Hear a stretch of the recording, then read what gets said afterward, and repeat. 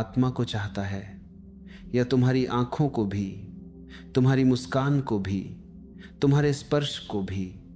यदि प्रेम केवल आत्मा का संबंध होता तो शरीर की उपस्थिति इतनी महत्वपूर्ण क्यों होती? फिर प्रिय व्यक्ति के पास बैठने से हृदय क्यों धड़कता है?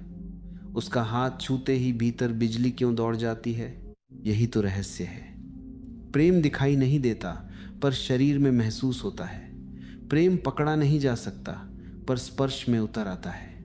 प्रेम शब्दों में नहीं समाता, इसीलिए शरीर की भाषा खोजने लगता है। शायद संभोग प्रेम की मांग नहीं है। शायद प्रेम इतना विशाल है कि वह शरीर तक फैल जाता है। लेकिन ठहरो, यदि ऐसा है तो फिर संसार में इतने लोग प्रेम के नाम पर केवल वासना क्यों जीते हैं? क्यों कोई कहता है मैं प्रेम करता हूं और कुछ दिनों बाद उसका प्रेम समाप्त हो जाता है?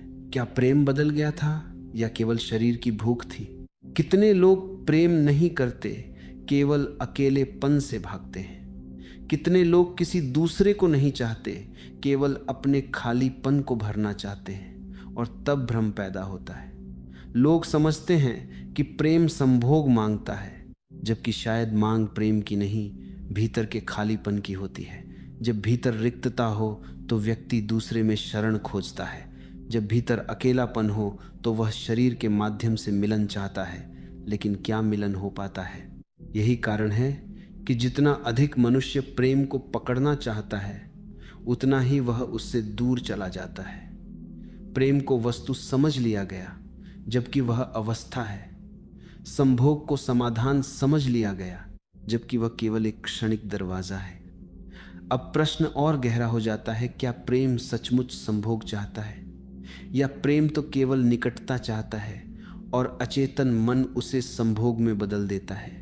क्या प्रेम शरीर तक उतरता है या शरीर प्रेम तक उठना चाहता है? यही खोज आगे शुरू होती है। यदि प्रेम केवल निकटता चाहता है तो फिर यह निकटता सबसे पहले आंखों से क्यों शुरू होती है? कोई चेहरा अचानक तुम्हें क्यों रोक लेता है? भीड़ में हजारों लोग होते हैं, पर एक व्यक्ति ही क्यों दिखाई देता है? ऐसा क्या है उसमें जो तुम्हारे भीतर हलचल पैदा कर देता है? क्या यह केवल सुंदरता है या सुंदरता के पीछे छिपी कोई गहरी पुकार? मनुष्य पहले देखता है, फिर सोचता है। पहले आकर्षित होता है, बाद में तर्क खोजता है। यही कारण है कि प्रेम का आरंभ प्रायः आंखों से होता है। आंखें शरीर को देखती हैं, पर भीतर कोई और चीज छू जाती है। होंठ दिखाई देते हैं, पर बेचैनी कहीं और जन्म लेती है। चाल दिखाई देती है, पर कंपन हृदय में उठता है। यह साधारण घटना नहीं है। शरीर सामने होता है, पर प्रतिक्रिया भीतर की गहराई में होती है। प्रकृति ने पुरुष और स्त्री को केवल अलग नहीं बनाया, उनके बीच एक अदृश्य चुंबकत्व भी रखा है। यह आकर्षण इसलिए नहीं कि जीवन केवल चलता रहे, बल्कि इसलिए कि जीवन नाचता भी रहे। यदि केवल जन्म देना उद्देश्य होता तो प्रेम की आवश्यकता नहीं थी। तब संसार मशीनों की तरह चलता, पर प्रकृति ने फूल भी बनाए, सुगंध भी बनाई, संगीत भी बनाया। इसका अर्थ है जीवन केवल उपयोगिता नहीं, रस भी है। जब तुम किसी से खींचते हो तो लगता है जैसे सामने वाला कारण है, पर सच यह है कि सामने वाला केवल बहाना है। खिंचाव तुम्हारे भीतर छिपी अधूरी ऊर्जा का है। दूसरे में तुम्हें अपनी खोई हुई कोई चीज दिखाई देती है। तुम सोचते हो यह व्यक्ति मुझे पूरा कर देगा, और यही भ्रम आकर्षण को तीव्र बना देता है। लेकिन यदि शरीर ही सब कुछ होता तो सुंदर लोग सबसे अधिक शांत होते। जिनके पास आकर्षण है वे सबसे अधिक संतुष्ट होते। पर क्या ऐसा है? अक्सर वही लोग सबसे ज्यादा बेचैन मिलते हैं जिनके पास सुंदरता है, जिनके पास अनेक संबंध हैं। उनके भीतर भी खालीपन बना रहता है। इससे एक बात स्पष्ट होती है, शरीर द्वार हो सकता है, घर नहीं। स्पर्श की इच्छा क्यों उठती है? क्योंकि दूरी असहनीय लगती है। मनुष्य केवल देखकर संतुष्ट नहीं होता, वह छूना चाहता है। केवल सुनकर शांत नहीं होता, वह पास आना चाहता है। यह पास आने की भूख ही आगे चलकर संभोग की आकांक्षा बनती है। लेकिन यह आकांक्षा जितनी शरीर की लगती है उतनी ही मन की भी है। ध्यान से देखो, जब प्रेम नहीं होता तब भी आकर्षण हो सकता है, और जब प्रेम होता है तब आकर्षण का रंग बदल जाता है। बिना प्रेम आकर्षण अधीर होता है, जल्दी में होता है, उपयोग करना चाहता है। प्रेम के साथ वही आकर्षण कोमल हो जाता है, प्रतीक्षा कर सकता है, सम्मान जानता है। यही अंतर समझना होगा। तो अब प्रश्न और सूक्ष्म हो जाता है। यदि यह केवल देह का मामला नहीं तो फिर यह चाह किसकी है? शरीर तो माध्यम है, पर पुकार किस गहराई से उठ रही है? क्या भीतर कोई टूटा हुआ हिस्सा है जो दूसरे में अपना प्रतिबिंब खोज रहा है, या आत्मा स्वयं को दूसरे में पहचानना चाहती है? आगे का रहस्य यहीं से खुलता है। जब कोई व्यक्ति दूसरे में अपना प्रतिबिंब देखने लगता है तब प्रेम की अग्नि और गहरी हो जाती है। अब आकर्षण केवल चेहरे तक सीमित नहीं रहता, अब वह उपस्थिति से जुड़ जाता है। सामने वाला कुछ कहे या न कहे, उसका होना ही पर्याप्त लगने लगता है, और यहीं से एक नई चाह जन्म लेती है। दूरी समाप्त हो जाए, दो के बीच जो फासला है वह मिट जाए। यही वह क्षण है जहां प्रेम संभोग की दिशा में बढ़ता हुआ दिखाई देता है। प्रेम का स्वभाव है मिलन। वह अलगाव सहन नहीं कर सकता। जब हृदय किसी को अपना मान लेता है तब शब्द छोटे पड़ जाते हैं, बातें अधूरी लगने लगती हैं। संदेश, पत्र, आवाज, सब कुछ सुंदर है पर पर्याप्त नहीं। व्यक्ति चाहता है कि सामने वाला केवल सुना न जाए, महसूस भी हो, केवल देखा न जाए, जिया भी जाए। यही चाह धीरे धीरे शरीर के माध्यम से व्यक्त होने लगती है। संभोग का जन्म बहुत बार वासना से नहीं, निकटता की तीव्र इच्छा से होता है। दो लोग एक दूसरे में समा जाना चाहते हैं, वे सीमाएं भूल जाना चाहते हैं। वे कुछ क्षणों के लिए यह अनुभव करना चाहते हैं कि मैं और तुम अलग नहीं हैं। शरीर इस अनुभव का सबसे निकट साधन बन जाता है, इसलिए प्रेम में संभोग जागता है। लेकिन यहाँ एक बड़ा रहस्य छिपा है। दो शरीर कितने भी पास आ जाएं, क्या दो चेतनाएं सचमुच एक हो जाती हैं? बाहरी दूरी मिट सकती है, भीतर की दूरी बनी रह सकती है। यही कारण है कि मिलन के बाद भी कई बार मनुष्य फिर अकेला महसूस करता है। उसने सोचा था कि सब समाप्त हो जाएगा, पर प्यास फिर लौट आती है। क्यों? क्योंकि जिस एकता की खोज भीतर चल रही है वह केवल शरीर से पूरी नहीं होती। शरीर सीमित है, उसका आनंद क्षणिक है, उसका उत्साह उठता है और उतर जाता है, पर प्रेम जिस मिलन को चाहता है वह गहरा है। वह अस्तित्व का मिलन है, जहां मैं और तुम की दीवारें गिर जाएं। यही वजह है कि कुछ लोग बार बार उसी अनुभव को दोहराते हैं। उन्हें लगता है शायद अगली बार पूर्णता मिलेगी, अगली बार खालीपन भर जाएगा, अगली बार वह तृप्ति आ जाएगी जिसकी झलक मिली थी। पर झलक को मंजिल समझ लेने से भ्रम पैदा होता है। समझना यह है कि संभोग प्रेम की अंतिम अवस्था नहीं, उसकी एक भाषा है। जैसे आंखों में प्रेम उतरता है, जैसे हाथ पकड़ने में प्रेम उतरता है, वैसे ही कभी कभी शरीर के मिलन में भी प्रेम उतरता है। पर भाषा को सत्य समझ लेना भूल है। शब्द कविता नहीं होते, केवल माध्यम होते हैं। यदि प्रेम जागरूक है तो संभोग में भी करुणा होगी, सम्मान होगा, मौन होगा, कृतज्ञता होगी। यदि प्रेम अचेतन है तो वही घटना जल्दबाजी बन जाएगी, उपयोग बन जाएगी, थकान बन जाएगी। क्रिया एक ही दिखेगी पर भीतर की गुणवत्ता अलग होगी। अब प्रश्न और तीखा हो उठता है, यदि शरीर का मिलन पर्याप्त नहीं तो मनुष्य फिर किस चीज की तलाश में है? वह बार बार उसी द्वार पर क्यों लौटता है? क्या उसे आनंद चाहिए या उससे भी गहरी किसी मुक्ति की प्यास है? यही अगला रहस्य है। यदि शरीर का मिलन पर्याप्त नहीं तो फिर मनुष्य बार बार उसी दिशा में क्यों लौटता है? क्योंकि उसे घटना याद रहती है, पर संकेत भूल जाता है। उसे क्षण भर का सुख याद रहता है, पर उस सुख के पीछे छिपी खोज दिखाई नहीं देती। वह स्वाद को पकड़ लेता है, स्रोत को नहीं, और तब यात्रा भटक जाती है। यहीं से वह स्थिति शुरू होती है जहां प्रेम अनुपस्थित होता है, फिर भी संभोग चलता रहता है। दो लोग पास आते हैं पर भीतर कोई पुल नहीं बनता। हाथ मिलते हैं पर हृदय अनजान रहते हैं। शरीर साथ होते हैं पर चेतना अलग अलग दिशाओं में भटकती रहती है। बाहर से मिलन दिखाई देता है, भीतर से विभाजन चलता रहता है। जब प्रेम नहीं होता तब दूसरे का उपयोग शुरू होता है।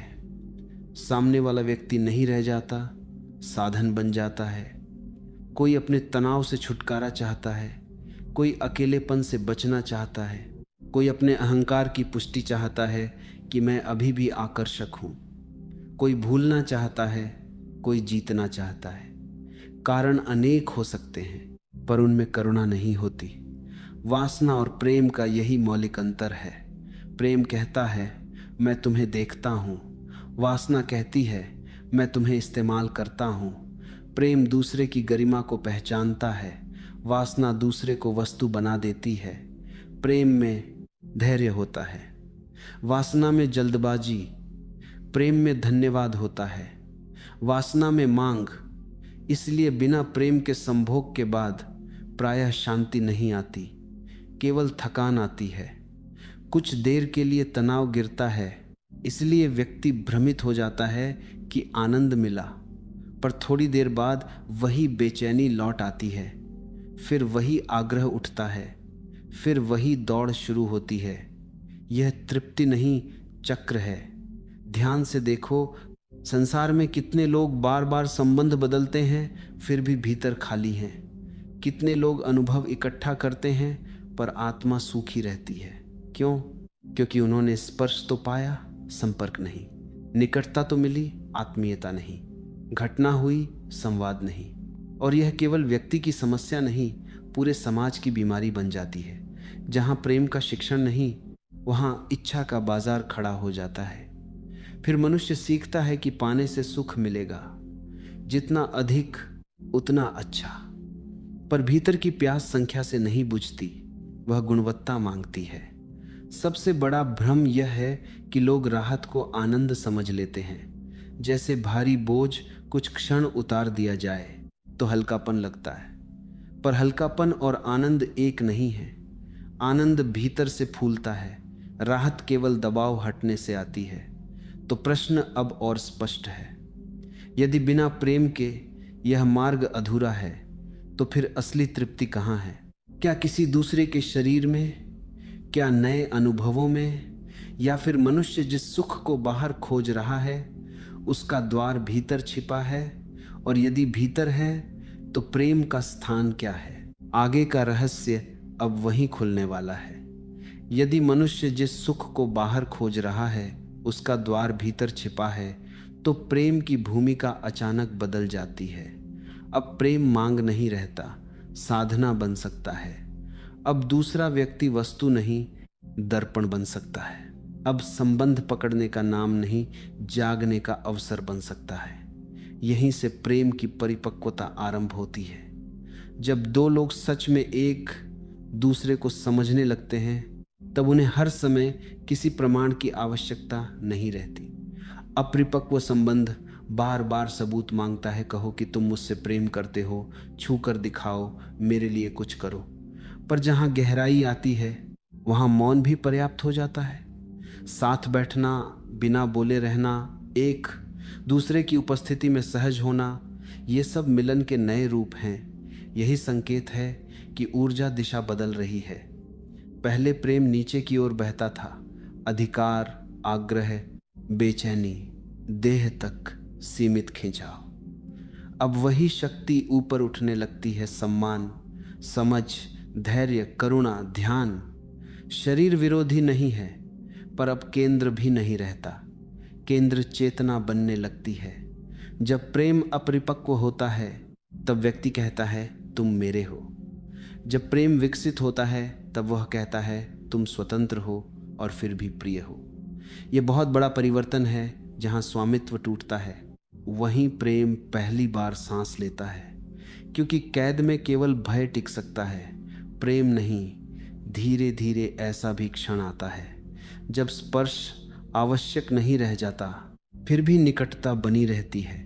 आंखों में देखना पर्याप्त हो सकता है, किसी की थकान समझ लेना मिलन हो सकता है, उसके दुख को बिना शब्दों के सुन लेना एक गहरा आलिंगन बन सकता है। तब प्रेम देह से परे अपनी ऊंचाई छूने लगता है। इस अवस्था में संभोग यदि होता भी है तो उसका स्वरूप बदल जाता है। अब उसमें भूख नहीं होती, उत्सव होता है। अब उसमें उपयोग नहीं होता, सहभागिता होती है। अब उसमें जल्दी नहीं होती, लय होती है। अब वह किसी कमी को भरने के लिए नहीं, पूर्णता की अभिव्यक्ति बन सकता है।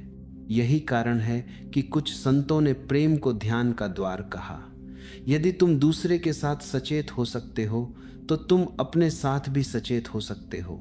यदि तुम किसी को बिना पकड़ने प्रेम कर सकते हो तो तुम अस्तित्व को भी प्रेम कर सकते हो। संबंध फिर केवल निजी घटना नहीं रहता, वह आंतरिक विकास की प्रयोगशाला बन जाता है। लेकिन यहां भी सावधानी चाहिए। बहुत लोग प्रेम के नाम पर निर्भरता पाल लेते हैं। वे सोचते हैं कि दूसरे के बिना मैं अधूरा हूं। यह प्रेम नहीं, भय है। सच्चा प्रेम तुम्हें मजबूत बनाता है, कमजोर नहीं। वह तुम्हें स्वतंत्र करता है, गुलाम नहीं। अब अंतिम प्रश्न शेष है। यदि प्रेम परिपक्व होकर शरीर से ऊपर उठ सकता है तो फिर उसकी अंतिम मांग क्या है? वह आखिर किस पूर्णता की ओर ले जाना चाहता है?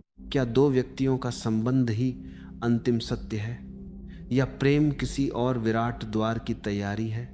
यदि प्रेम किसी विराट द्वार की तैयारी है तो फिर दो व्यक्तियों का मिलना अंत नहीं, आरंभ है। अधिकांश लोग यहीं रुक जाते हैं। उन्हें लगता है कि प्रिय मिल गया, मंजिल मिल गई। पर प्रेम मंजिल नहीं देता, दिशा देता है। वह तुम्हें दूसरे से जोड़कर अंततः तुम्हें स्वयं तक ले जाना चाहता है। जिसने यह रहस्य समझ लिया उसने प्रेम का हृदय छू लिया। मनुष्य वास्तव में किसी व्यक्ति को नहीं खोज रहा, वह पूर्णता खोज रहा है। वह ऐसी स्थिति चाहता है जहां भीतर का बिखराव समाप्त हो जाए, जहां संघर्ष शांत हो जाए, जहां अकेलापन गल जाए। क्योंकि भीतर टूटा हुआ मन बाहर सहारे खोजता है। वह किसी के कंधे पर सिर रखकर भूलना चाहता है कि वह भीतर से विखंडित है। प्रेम उसी खोज का सुंदरतम रूप है। संभोग इसलिए आकर्षक लगता है क्योंकि कुछ क्षणों के लिए मन रुक सकता है, इच्छा की दौड़ थम सकती है, व्यक्ति अपने बोझ से खाली सा महसूस कर सकता है। उसे भ्रम होता है कि पूर्णता मिल गई, पर जैसे ही क्षण बीतता है पुराना शोर लौट आता है। इससे समझो घटना ने स्वाद दिया, सत्य नहीं। प्रेम की असली पुकार यह है कि तुम भीतर एक हो जाओ। तुम्हारे विचार अलग दिशा में न भागें, तुम्हारी चाहतें तुम्हें खींचती न रहें, तुम्हारा मन स्वयं से युद्ध न करे। जो व्यक्ति भीतर शांत है वही प्रेम कर सकता है, अन्यथा लोग प्रेम नहीं करते। वे केवल अपनी उलझनों को दूसरे पर डालते हैं। इसलिए प्रेम का उच्चतम रूप किसी को पकड़ना नहीं, किसी के साथ जागना है। दो लोग एक दूसरे का सहारा नहीं, सहयात्री बने। वे एक दूसरे को भरे नहीं, एक दूसरे को खिलने दें। वे मांगे नहीं, बांटे। वे डर से न जुड़े, आनंद से जुड़े। तब संबंध बोझ नहीं रहता, प्रार्थना बन जाता है। जब चेतना आती है तब वही ऊर्जा जो पहले वासना थी करुणा बन सकती है। वही शक्ति जो पहले अधिकार थी समर्पण बन सकती है। वही चाह जो पहले बेचैनी थी ध्यान बन सकती है। यही आंतरिक रसायन है। नीचे गिरती ऊर्जा ऊपर उठने लगे तब व्यक्ति समझता है कि जिसे मैं दूसरे में खोज रहा था उसका बीज मेरे भीतर था। दूसरा केवल दर्पण था। उसने मेरी प्यास जगाई ताकि मैं अपने स्रोत तक पहुंचूं। उसने मुझे प्रेम का स्वाद दिया ताकि मैं प्रेम स्वरूप को खोजूं। यही अंतिम रहस्य है। प्रेम संभोग की मांग नहीं करता, प्रेम विलय की मांग करता है। संभोग